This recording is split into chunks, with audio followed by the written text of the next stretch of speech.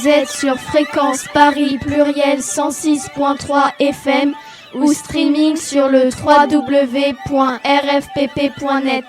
Bonne émission sur Flèche Sensible.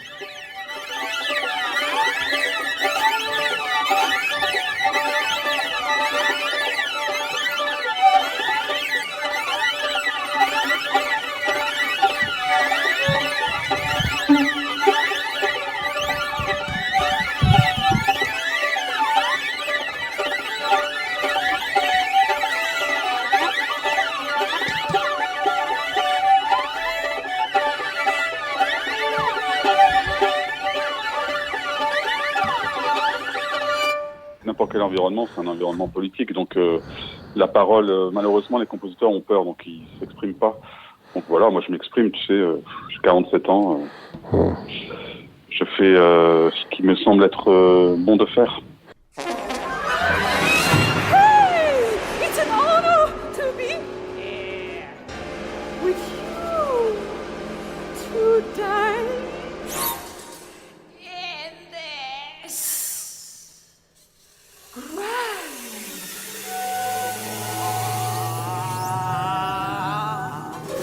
backgrounds, histories, and philosophies come together to build something bigger, bigger, bigger.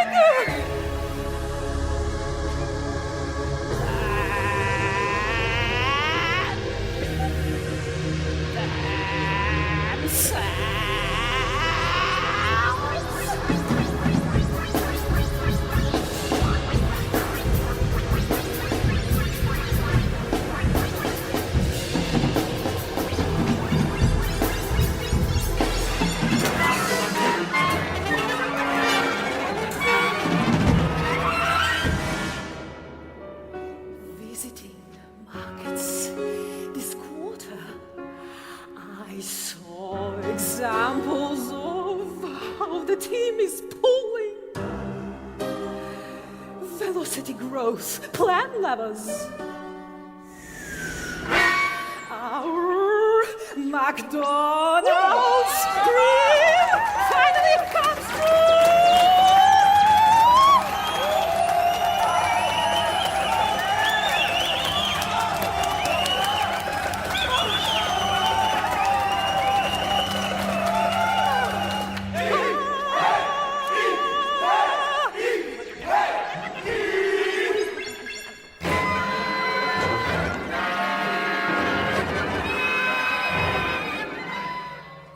Don't change a thing.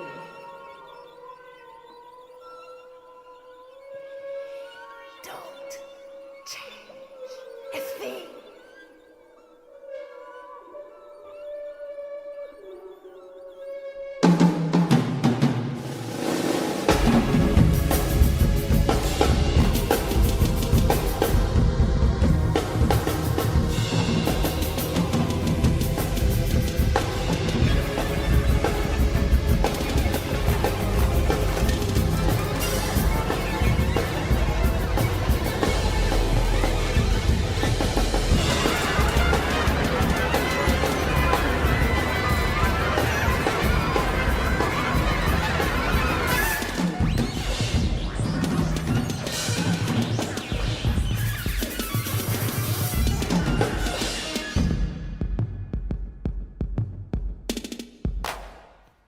Écoute, pour te répondre avec beaucoup de franchise, en France, d'ailleurs je crois que c'est à peu près pareil en Allemagne, si tu veux faire une carrière, en tout cas si tu veux faire entendre ta musique, tu es obligé de passer par des institutions. Et qui sont très bien d'ailleurs, elles sont très très bien ces institutions, elles permettent à des jeunes compositeurs de se faire connaître, de se faire entendre, d'exprimer ses idées. Et donc c'est pas le problème des institutions en elles-mêmes. C'est que moi j'ai eu la vision pendant quelques années quand j'habitais à Berlin de ce qui se passait en Allemagne, et je vois que, mais ça a toujours été le cas en France, hein, au niveau esthétique, il y a quelque chose qui va pas, quoi. On est en train de répéter On est en train de répéter un format qui correspond plus à notre temps. Alors c'est pour ça que le premier problème, ce sont les compositeurs eux-mêmes. C'est les compositeurs eux-mêmes.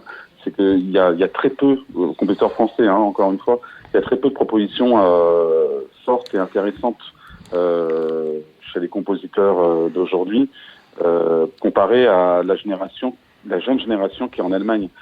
Ça vient du fait que les compositeurs français focalisent plus sur le savoir-faire que sur le pourquoi ils écrivent de la musique. Et dans toutes les musiques, prenons par exemple, allez, c'est un mot un peu large, mais la pop, ils savent pourquoi ils font de la musique. C'est soit pour parler d'amour, comme ça existait depuis la nuit des temps, soit faire danser les gens. Et c'est une très très bonne façon d'appréhender aussi la musique. Nous, si faire de la musique, c'est uniquement démontrer ses compétences, il n'y a pas beaucoup d'intérêt. Donc pour moi, il était important de poser ces questions-là que j'ai fait dans l'article dont tu fais référence, la Tribune du Monde. C'était important de poser ces questions-là pour essayer de faire bouger le débat. Les réactions qu'il y a eu après m'ont beaucoup étonné, si tu veux. Il y a eu un lever de bouclier, et, surtout des compositeurs eux-mêmes, Oui. Alors que les gens se disent, ces compositeurs se disent de gauche, tu vois, donc d'une ouverture progressiste, on va dire, tu vois. Mais en fait, ils ont des réactions de mecs de droite.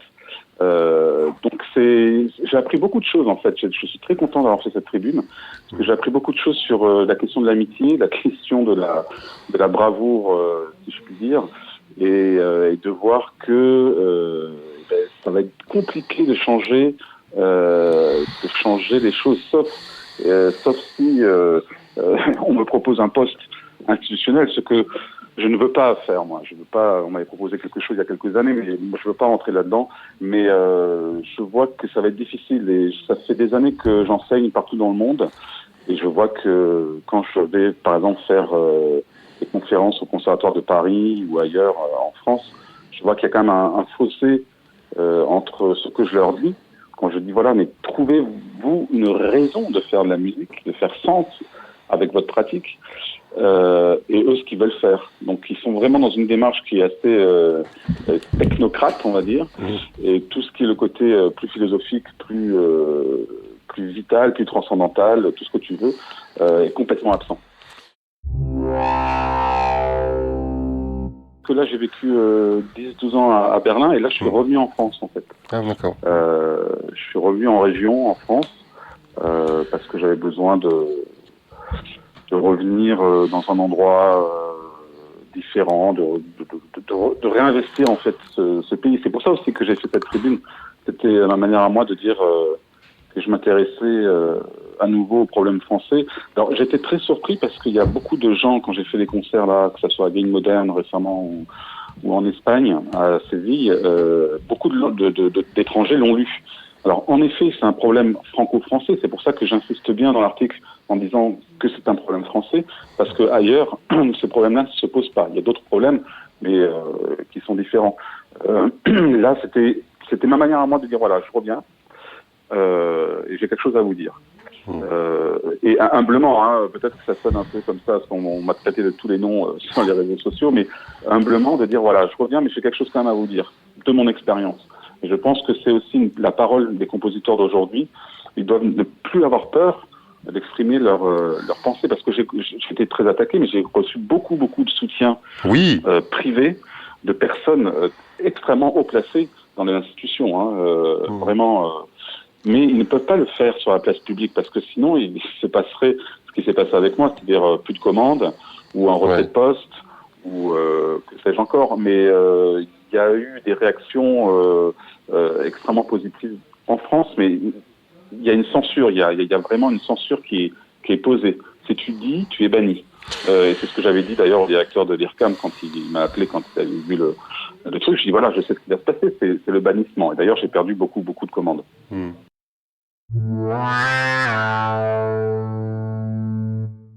Et tant mieux que le monde change, parce qu'on voit les côtés négatifs, bien sûr, mais il y a plein de côtés positifs en fait dans ces micro révolutions qui se passent un peu partout.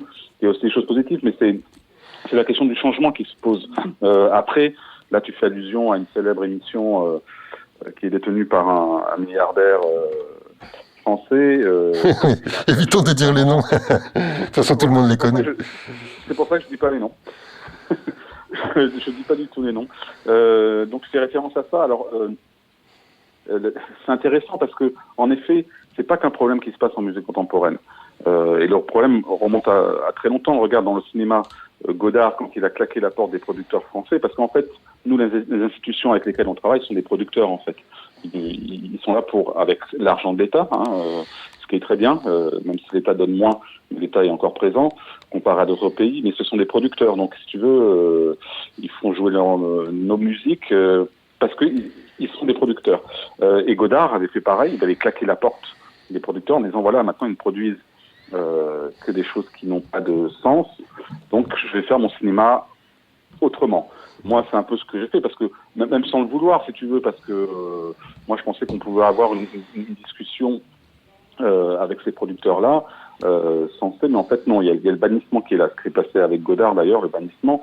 Et quand tu regardes l'état du cinéma français aujourd'hui, ça fait peur. Il avait raison, parce que le cinéma français est ridicule, à part, bien sûr, quelques magnifiques œuvres qui sortent tous les 5-10 ans, mais sinon, ça fait peur. L'état esthétique, alors là, c'est globalisé, mondialisé, fait un peu peur, mais en France, c'est encore plus piquant. La poésie a quasiment disparu. Les bibliothèques sont les librairies, sont en train de fermer les unes après les autres.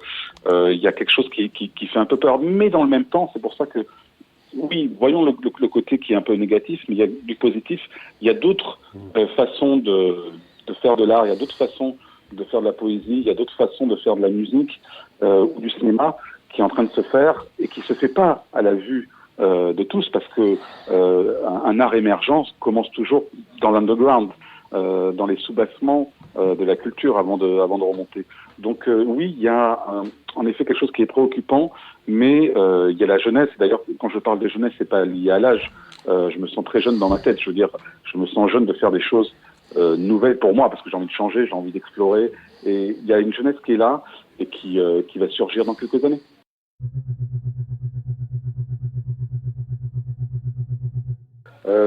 Alors pour Double Cheese Passion, alors je l'ai écrit juste avant le confinement.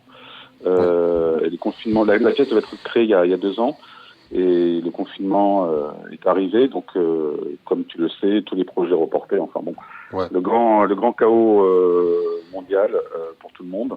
Donc pour te dire que c'est une pièce qui a déjà pour moi 3 ans et demi.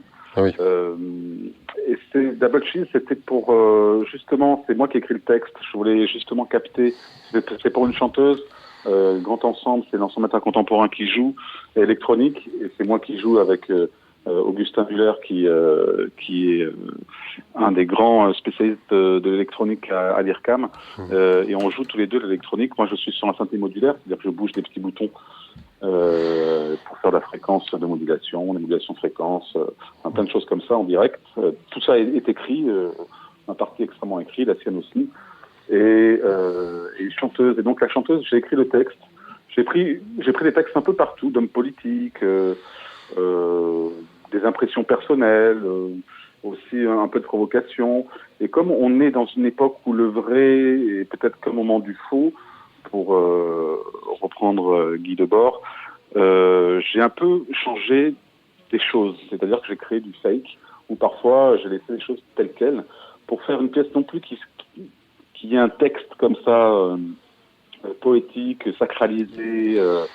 Il y a beaucoup de textes là. On parlait de la situation de la création en France.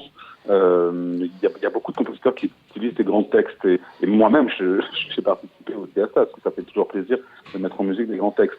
Mais j'avais envie de prendre un texte fait par moi, et dans lequel il y aura plus ce rapport de sacralisation, et dans lequel je pouvais dire tout ce que je voulais. D'ailleurs, dans la pièce, je dis tout ce que je veux, avec des grosses provocations, avec des choses plus sensibles, mais c'est toujours sur une corde un peu tendue entre la provocation et la vérité, le mensonge et la cruauté. Et l'autodérision peut-être aussi un peu. Ouais, beaucoup d'autodérision, beaucoup. Et puis surtout que je dis dans cette pièce, au moment où la pièce s'arrête, et je dis voilà, la saturation instrumentale, donc le mouvement que j'ai créé il y a 17 ans avec Franck Bedrosian, est morte. Elle n'a plus lieu d'être.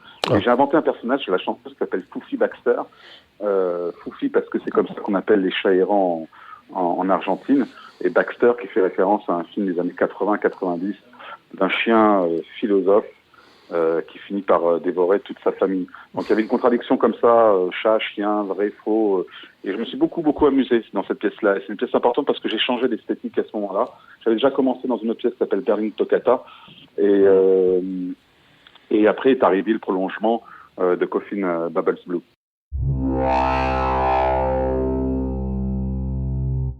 C'est deux modes justement de production différentes. Les institutions ne marchent pas de la même façon en Allemagne qu'en France.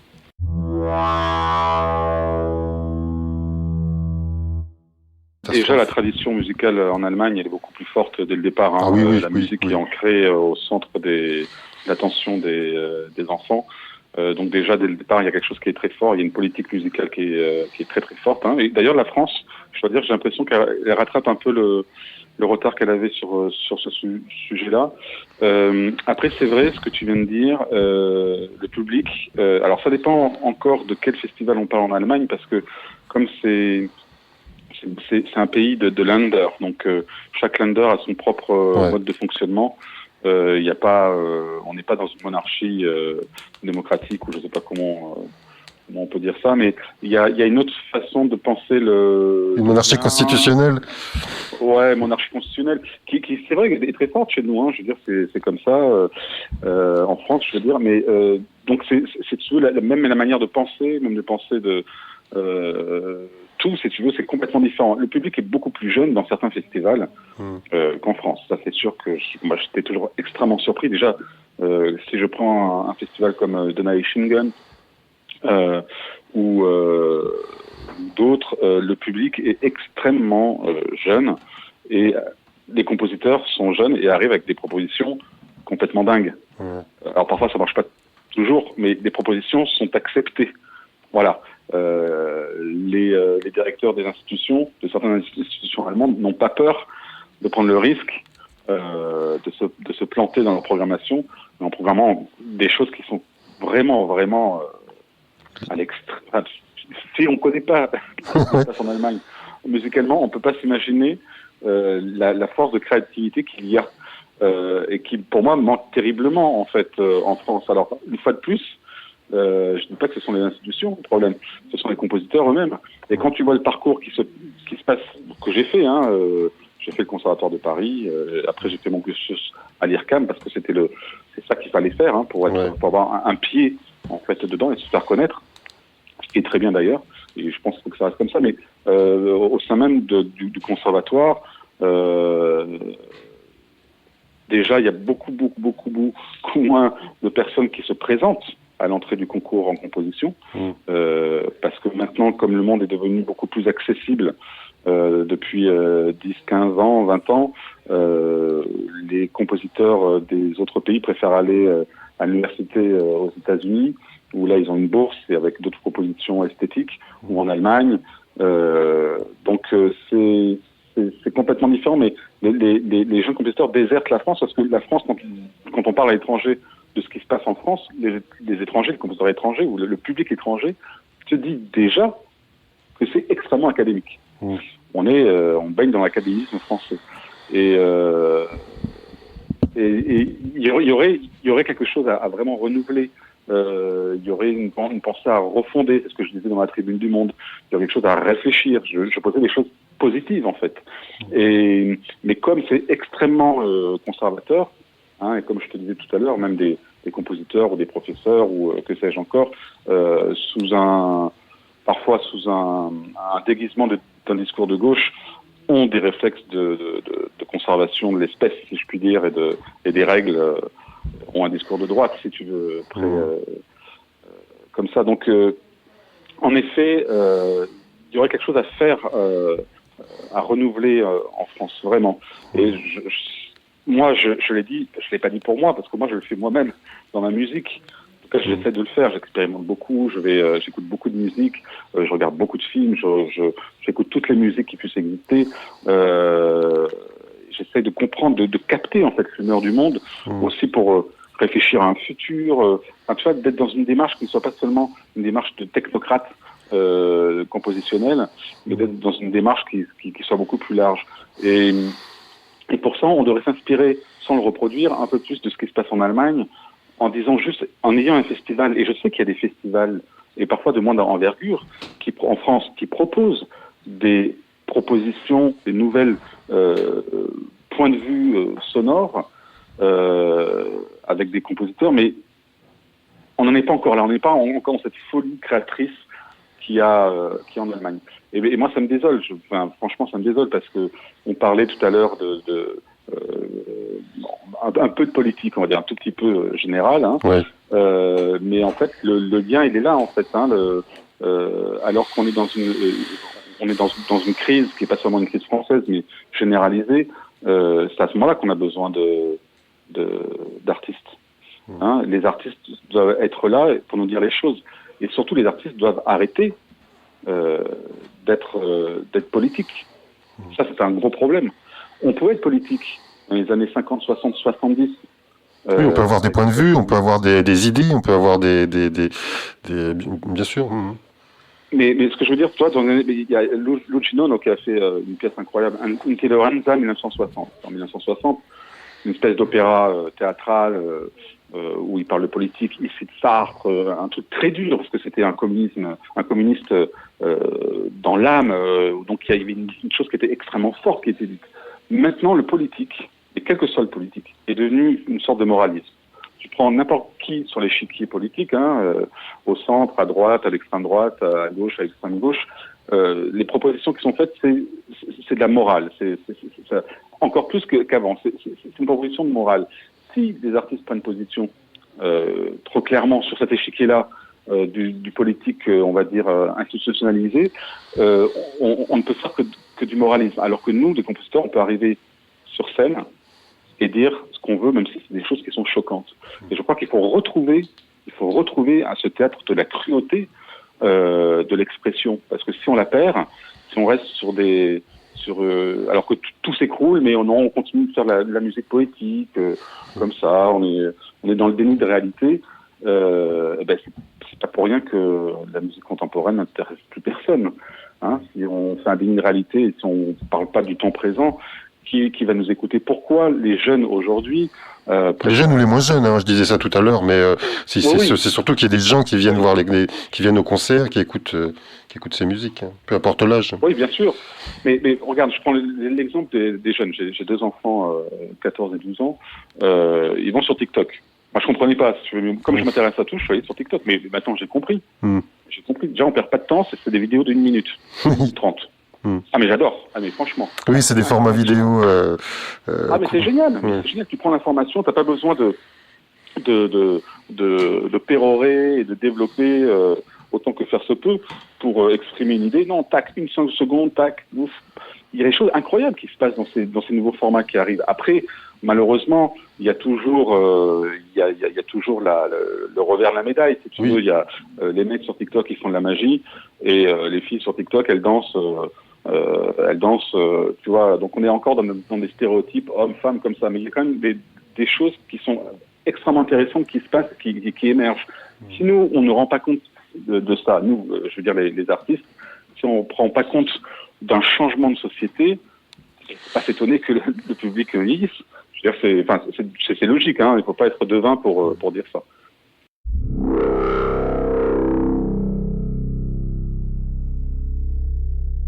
Oui, non, mais c'est ça. C'est vrai que j'allais dire, c'est un peu ma marque de fabrique dans le sens où j'aime beaucoup quand les éléments apparaissent et disparaissent très vite. J'aime beaucoup la rapidité de l'articulation.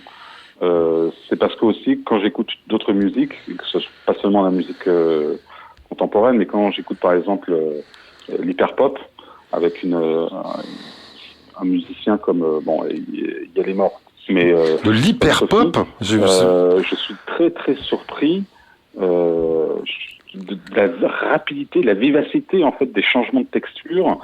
C'est ce que moi je fais depuis les débuts de mes compositions. Donc je suis toujours plus attiré par une musique extrêmement articulée, avec des changements de timbre, des changements de rythme, d'un coup une plage comme ça qui vient un peu interrompre ce flux incessant, ce qui se passe dans Coffin Bubbles Blue, où on a aussi des références, du passé, mais c'est pas seulement du passé, c'est des références qui sont en moi. En tant que musicien, quand j'étais petit, j'ai fait du répertoire, je suis pianiste à la base, du répertoire classique. Donc les accords tonaux, pour moi, ça fait partie de la vie. Et la musique contemporaine a été... c'était très bien à une époque, tu vois, d'une révolution, de dire, voilà, la tonalité, c'est fini, il faut aller ailleurs. Et c'était très bien qu'il y ait cette radicalité du propos, mais je pense qu'aujourd'hui, on doit se réconcilier avec ce que nous sommes et ce que nous portons, se réconcilier avec les musiques qui nous ont grandi, avec les musiques qui nous ont portés, qui nous ont changé. Donc cette pièce, Coffin Bubbles Blue, elle est extrêmement importante parce que justement, comme je te disais au début, quand j'ai écrit, quand j'ai pensé, quand j'ai fait des essais sur la saturation, c'était très important pour moi parce que la saturation avait une fonction. La fonction de la saturation, c'était d'anticiper la catastrophe de la mondialisation. Hein, cette énergie, cette folie des timbres, c'était pour dire attention, il y a un écroulement qui va arriver. Et on est dedans en plein. Et là, ce que je veux dire, c'est que en tant qu'artiste, on se doit de parler du présent, mais aussi d'anticiper un futur. Et quand je parle de réconciliation, maintenant je travaille sur un nouveau concept qui est tout nouveau, hein, il y a un an et demi, que j'appelle le réconciliationnisme en musique. Donc d'être dans une démarche où tu te réconcilies avec ton histoire personnelle musicale, que tu te réconcilies aussi avec les autres, et que tu anticipes, j'anticipe. On est tous un peu des visionnaires. Tous, hein, toi y compris, je te mets dedans. On est tous un peu visionnaires et je pense que dans quelques années, 10, 15, 20 ans, on arrivera à des îlots de réconciliation, des îlots de moments où on va se dire, ok, maintenant on s'est dit les choses. Là, je parle par exemple de la grande révolution LGBTQ+. On s'est dit les choses. Il faut les dire maintenant. Il faut se dire les choses. Et parfois avec violence. Hein, il faut les dire avec violence. Il faut les dire avec sincérité. Mais je pense que on sera obligé d'aller vers une réconciliation. Alors, ce ne sera pas une réconciliation d'un pays entier, c'est impossible, mais il y aura des îlots comme ça, des communautés réconciliées qui vont cohabiter ensemble et qui vont construire un monde meilleur, le monde de demain. Alors, ça paraît un peu naïf comme ça, mais c'est ce que je pressens. Donc, Coffin Bubbles Blue, elle parle de ça. Et d'ailleurs, le titre fait référence à ça, parce que Coffin, c'est un tombeau. Bubbles, ce sont des bulles, et Blue, c'est le bleu. Et c'est ce qui m'est arrivé en 1984 quand j'avais fait un voyage en Égypte. Je m'étais aventuré tout seul dans une sorte de temple où il n'y avait pas de lumière, et je suis tombé dans la tombe de Néfertiti. Alors, on ne sait pas si c'est la tombe de Néfertiti, parce que on ne sait pas où est la tombe de Néfertiti, mais le guide qui était musulman est venu me chercher, donc il me fait mal, c'est de la pierre. Il m'a sorti, donc je suis tombé dans un tombeau, Bubbles, parce que j'avais la tête qui tournait, parce que je m'étais fait vraiment très mal. Et il m'a sorti du temple, il faisait un ciel bleu, mais bleu incroyable, c'est pour ça que ça s'appelle Blue à la fin, là.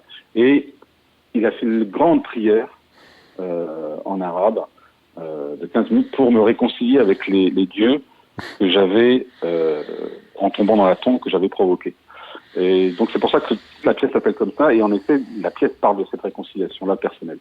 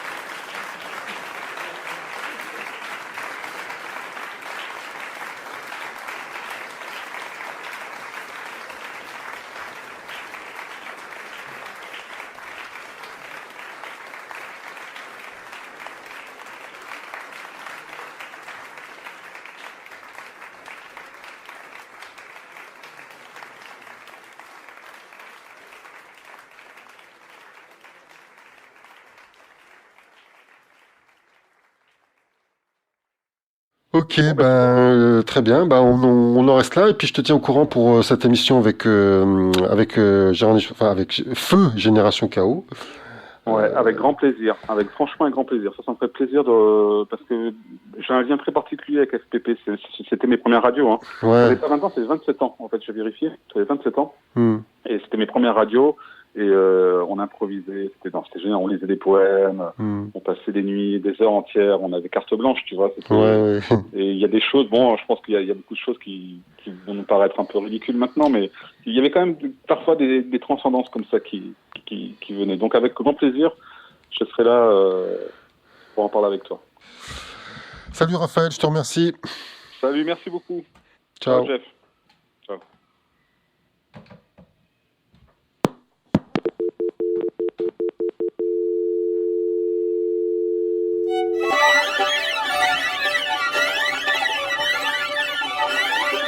Vous êtes sur Fréquence Paris Pluriel 106.3 FM ou streaming sur le www.rfpp.net. Bonne émission sur Flèche Sensible.